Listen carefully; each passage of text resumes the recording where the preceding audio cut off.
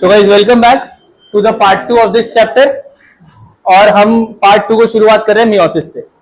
ठीक है, हमने अभी तक पिछले पार्ट में पढ़ा है माइटोसिस के बारे में, और उसको हम कहते थे इक्वेशनल डिवीजन। क्या कहते थे? Equational division. बट मियोसिस जो होता है वो इक्वेशनल ना होके रिडक्शन डिवीजन कहलाता है। क्या कहलाता है? Reduction division. तो पिछला वाला पार्ट था इक्वेशनल डिवीजन के बारे में, इंटरफेस वगैरह सब कुछ पढ़ा, और अब पढ़ रहे हैं हम मियोसिस के बारे में। मियोसिस में क्या होता है पहले जरा बेसिक समझ लेते हैं, फिर उसके बाद हम एडिशनल इस पे आगे आ जाएंगे। मियोसिस में क्या होता है कि आपके पास कोई डाइप्लॉइड सेल है, आपके पास कोई डाइप्लॉइड सेल है, जैसे कि ये 2n। क्या है? 2n। मैं जरा इसको लाइट कर देता हूं क्योंकि ये डार्कर बैकग्राउंड है। तो यहाँ पे 2n है, तो 2n को जब हम ब्रेक मियोसिस करेंगे तो मियोसिस के दो पार्ट्स होते हैं, मियोसिस 1 और मियोसिस 2। मियोसिस 1 में क्या होता है, ये बार ब्रेक करता है इस तरह से और दो n बन जाते हैं। क्या बन जाते हैं? दो। तो 2n से n बन गया, रिड्यूस हो गया ना। पिछले वाले में 2n से 2n और n से n बन रहे थे, बट इसमें क्या हुआ? रिड्यूस हो गया। और रिड्यूस होने की वजह से ये जो है इसे हम कहते हैं रिडक्शनल डिवीजन। क्या कहते हैं? Reductional division. ये मियोसिस 1 के बाद होता है, और उसके बाद आता है मियोसिस 2। क्या आता है? मियोसिस, जहां पे ये फर्दर डिवाइड होके 4 हैप्लॉइड डॉटर सेल्स में कन्वर्ट हो जाता है। एक पेरेंटल सेल 4 डॉटर सेल्स में होता है, बट यहाँ पे हैप्लॉइड हो जाता है। क्या होता है? और हैप्लॉइड होने की वजह से इसे हम क्या कहते हैं? इसे हम कहते हैं क्या? मियोसिस। क्या कहते हैं? मतलब रिडक्शनल डिवीजन। ठीक, इसको लेके ही हम आगे चलते हैं, और फिर अब धीरे धीरे इसके बारे में बात करेंगे। बेसिस यही है, बाकी हम आगे देखते हैं। मियोसिस को रिडक्शनल डिवीजन कहा जाता है। हैप्लॉइड सेल्स जो होते हैं वो यहाँ पे सेक्सुअल रिप्रोडक्शन के टाइम में फॉर्म होते हैं, जैसे मैंने आपको अभी बताया 2n से 4n बन जाएंगे। क्या बन जाएंगे? 4। Meiosis is responsible for maintaining conservation of number of chromosomes। क्या दिक्कत है? हमारे पास मियोसिस होती है आपके गैमीट्स में। किसमें? गैमीट्स में। मतलब जब मेल है, मेल के अंदर टेस्टिस के अंदर स्पर्मेटोगोनिया होता है। क्या होता है? स्पर्मेटोगोनिया। बेसिकली क्या होता है कि पहले कुछ सेल्स होते हैं वो 2n होते हैं। क्या होते हैं? 2n मतलब डाइप्लॉइड। क्या होते हैं? डाइप्लॉइड। ये डिवाइड होके बन जाते हैं n। क्या बन जाते हैं? n, single haploid. और ये हैप्लॉइड होता है स्पर्म। क्या होता है? ऐसी फीमेल में भी हैप्लॉइड ओवम। जब हैप्लॉइड हैप्लॉइड जुड़ते हैं तो क्या बन जाता है? Diploid individual zygote. क्या बन जाता है? जाइगोट। और वो जाइगोट हम बन जाते हैं।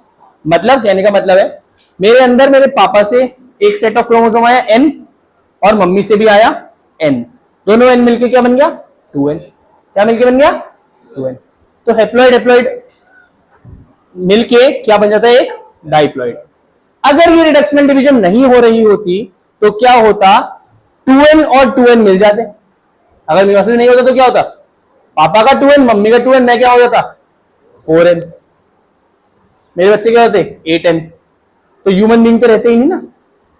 तो मियोसिस बहुत जरूरी है for the conservation of number of chromosome. कि क्रोमोसोम हम में भी उतने ही जितने पापा मम्मी में, क्योंकि उनका सिर्फ 2n नहीं आया, उनका n और n आया है हमारे पास।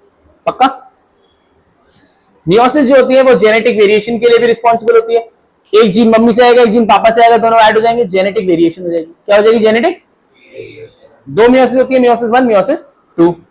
DNA replication occurs only in the S phase before meiosis. जैसे माइटोसिस था वैसे ही मियोसिस से पहले भी एस फेज होता है, डीएनए की रेप्लिकेशन होती है। इन meiosis 1 the pairing of homologous chromosomes is followed by recombination between non sister chromatids. अभी देखेंगे। और मियोसिस 2 जो है वो बिल्कुल माइटोसिस के जैसा है। कैसा है? बिल्कुल माइटोसिस के जैसा। मियोसिस 1 थोड़ा सा अलग है, बट मियोसिस 2 बिल्कुल माइटोसिस के जैसा है। देखिए ध्यान से क्या होता है। प्रोफेज 1, अब देखो वो भी सेम, ये भी सेम पी मैट के फॉर्म पे चलेगा। पी मैट मतलब prophase, metaphase, anaphase, telophase. PMAT। क्योंकि ये मियोसिस 1 में हो रहा है तो प्रोफेज 1, मेटाफेज 1, एनाफेज 1, टीलोफेज 1 बोलेंगे इसे।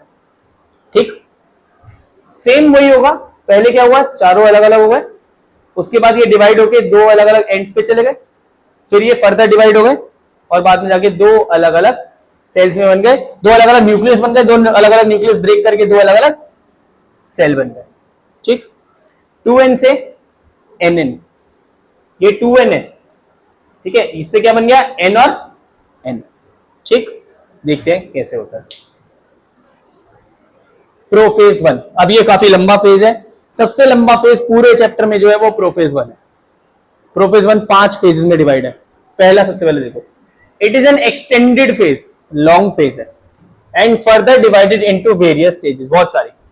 सबसे पहली स्टेज को हम कहते हैं लिप्टोटीन। क्या कहते हैं? लिप्टोटीन। क्रोमोसोम्स कंडेंस होना शुरू होते हैं, देखो उसमें भी अगर आपको याद हो तो प्रोफेज में कंडेंस हो रहे थे। दूसरा है जाइगोटीन। जाइगोटीन में क्या होता है? Pairing of homologous chromosomes, similar chromosomes की पेयरिंग होनी शुरू हो जाती है। सिमिलर क्रोमोसोम्स की क्या हो जाती है? पेयरिंग होनी, ठीक है। और इसके बाद फॉर्मेशन ऑफ सिनेप्टोनीमल कॉम्प्लेक्स, जब पेयरिंग हो जाती है तो जो पेयरिंग को पेयर को कहते हैं सिनेप्टोनीमल कॉम्प्लेक्स, ठीक है। ये जाइगोटीन है। पहला क्या था? लिप्टोटीन, दूसरा जाइगोटीन, तीसरा पैकाइटीन। पहला लिप्टोटीन, जाइगोटीन, पैकाइटीन। पैकाइटीन में क्रॉसिंग ओवर हो जाता है, ये एक ही फेज के अंदर चल रहा है, प्रोफेज 1 ही है। नॉन सिस्टर क्रोमैटिड एक दूसरे की जगह बदल लेते हैं। ये एंजाइम मीडिएटेड प्रोसेस है, मतलब एंजाइम रिस्पॉन्सिबल होता है। जो एंजाइम जगह बदलने में क्रॉसिंग ओवर के काम आ रहा है उसको हम कहते हैं रिकॉम्बिनेज। क्या कहते हैं? पहला क्या था? Leptotene, zygotene, pachytene. कौन सा? Leptotene, zygotene, pachytene, diplotene. Leptotene, zygotene, pachytene, diplotene, diplotene या डिप्लोटीन, जैसा भी आप बोलना चाहें। डिप्लोटीन में क्या होता है? सिनेप्टोनीमल कॉम्प्लेक्स पहले बन गया था, वो कॉम्प्लेक्स था, ठीक है, जहां पे दो होमोलोगस क्रोमोसोम जुड़े हुए थे, वो डिसॉल्व हो जाता है, क्रोमोसोम सेपरेट हो जाते हैं। क्रोमोसोम क्या होते हैं? हाँ, from each other accept at the cross over, जहां पे वो क्रॉसिंग ओवर थी, जहां पे चिपक गए थे वो दोनों, क्रॉस ओवर हो रहे थे, उसको छोड़ के यहां पे हो जाता है। एग्जाम्पल इसका है, oocyte of some vertebrates can remain at diplotin stage for years। आपको पता है ये? चलो ये बता दूं, 12th क्लास में पढ़ोगे। फीमेल जब पैदा हो रही होती है, फीमेल जब पैदा हो रही होती है, पैदा होने के टाइम पे उसके अंदर जो एग होते हैं वो उतने ही होते हैं, ठीक है, एग नहीं होते, oocyte होते हैं, प्राइमरी oocyte कहते हैं उसे। क्या कहते हैं? और उसकी मियोसिस 1 कंप्लीट ही नहीं होती, वहीं पे रुक जाती है, प्रोफेज 1 पे। कहां पे रुक जाती है? प्रोफेज 1 के डिप्लोटीन पे। सेक्सुअल रिसाइकिल में गैमीट फॉर्मेशन के लिए चाहे मेल हो, स्पर्म बनने के लिए भी मियोसिस 1 मियोसिस 2 होती है, और ओवम बनने के लिए भी मियोसिस 1 मियोसिस 2 होती है। फीमेल जब पैदा हुई है उसी टाइम पे उसकी मियोसिस 1 पे रुक चुकी है साइकिल। साइकिल प्यूबर्टी के टाइम पे कंप्लीट होती है। 13 साल 14 साल तक कोई साइकिल नहीं चलती, वहीं के वहीं अरेस्ट हो जाती है। कहां पे? प्रोफेज 1 पे। इन्होंने और डी बता दिया डिप्लोटीन पे। किस पे? डिप्लोटीन पे, ठीक है। ऐसे और भी एग्जांपल्स हैं। तो आपने सबसे पहले क्या था? इसका लिप्टोटीन, जाइगोटीन, पैकाइटीन, डाइप्लोटीन। चौथा 4 हो गए। लास्ट है डायएकाइनेसिस। यहां पे न्यूक्लियोलस डिसअपियर होगा, सब चीजें अलग हो जाएंगी, न्यूक्लियर एनवेलप खत्म हो जाएगा। इफ यू रिमेंबर, माइटोसिस में भी यही हुआ था। दोबारा सुन लो, माइटोसिस में क्या हुआ था? 2 चीजें मैंने बताई थी प्रोफेज में। पहली चीज थी क्या? कि सारी चीजें कंडेंस हो जाएंगी और सारे के सारे ऑर्गेनेल्स डिसअपियर हो जाएंगी। वही सेम यहां पे भी हो रहा है, बट ये लॉन्गर फॉर्मेट से हुआ। अगला फेज मेटाफेज 1। मेटाफेज 1 में क्या है? क्रोमोसोम जो होते हैं वो इक्वेटर पे आते हैं, उधर भी आए थे इक्वेटर पे। क्या बोल रहे थे उसे? Metaphase plate. क्या बोल रहे थे? सेम यहां पे भी ऐसे ही होगा, ठीक है। एनाफेज में क्या होगा? होमोलोगस क्रोमोसोम्स ऑपोजिट पोल्स पे चले जाएंगे, ठीक है। यहां पे उधर क्या था? सिस्टर क्रोमैटिड्स जा रहे थे ऑपोजिट पोल्स पे। सिस्टर क्रोमैटिड मतलब अलग अलग टाइप के, इधर सेम टाइप के क्रोमोसोम्स ऑपोजिट पोल पे जाएंगे, ठीक। और लास्ट में टीलोफेज। टीलोफेज में क्या हो रहा था? उधर भी न्यूक्लियोलस और न्यूक्लियर एनवेलप वापस आ रहा था, ठीक है, और दोबारा से सारे सेल ऑर्गेनेल्स रीअपियर कर रहे थे, ठीक। सेम हो रहा है। इसके बाद साइटोकाइनेसिस होता है और 2 अलग अलग डायड मतलब 2 हैप्लॉइड सेल्स बन जाते हैं। 2 हैप्लॉइड सेल्स बन जाते हैं। पक्का? डन। ये पूरा है आपका मियोसिस 1। सेम साइकिल रिपीट हो रही है तीसरी बार। माइटोसिस में भी वही हुआ, मियोसिस 1 में भी वही हुआ, अब मियोसिस 2 में भी वही हुआ। मियोसिस 1 के बाद बहुत शॉर्ट लिव्ड छोटी सी स्टेज होती है जिसे हम कहते हैं इंटरकाइनेसिस। क्या कहते हैं? मियोसिस 1 और 2 के बीच में जो गैप होता है उसे हम इंटरकाइनेसिस कहते हैं। यहां पे कुछ भी नहीं होता, ठीक है। मियोसिस 2 जो है माइटोसिस जैसी होती है, हैप्लॉइड सेल जो है वो 2 हैप्लॉइड बनाती है। ध्यान रखना, पहले क्या था, एक डाइप्लॉइड, इधर सब लोग एक डाइप्लॉइड सेल 2 हैप्लॉइड बना रहा था। अब हर एक हैप्लॉइड, ये वाला हैप्लॉइड 2 बनाएगा और ये भी 2 बनाएगा। टोटल कितने देंगे? 4। 2 बन गए, 2 की फिर वही बात, मेटाफेज 2, एनाफेज 2, टीलोफेज 2, प्रोफेज करेंगे। अच्छा, प्रोफेज 2, मेटाफेज 2, एनाफेज 2, टीलोफेज 2, और इसके बाद ये 4 अलग अलग साइटोकाइनेसिस से 4 हैप्लॉइड बन जाते हैं। ठीक, prophase 2 nuclear envelope disappear, metaphase 2 chromosome centre पे अलाइन करते हैं, ठीक है, और ऑपोजिट पोल्स पे स्पिंडल मतलब सिस्टर क्रोमैटिड जो है वहां पे जुड़ जाते हैं। एनाफेज में क्या होता है, सेंट्रोमियर ब्रेक करा, सिस्टर क्रोमैटिड्स अलग हुआ, जो कि हमने कहां पढ़ा था, माइटोसिस में भी सेम था। टीलोफेज में क्या हुआ, न्यूक्लियर मेम्ब्रेन रीअपियर हो जाएगा, फिर साइटोकाइनेसिस होगी, 4 हैप्लॉइड बनेंगे। ठीक, रिपीट हो रहा है mitosis. Meiosis 2 is exactly same like mitosis.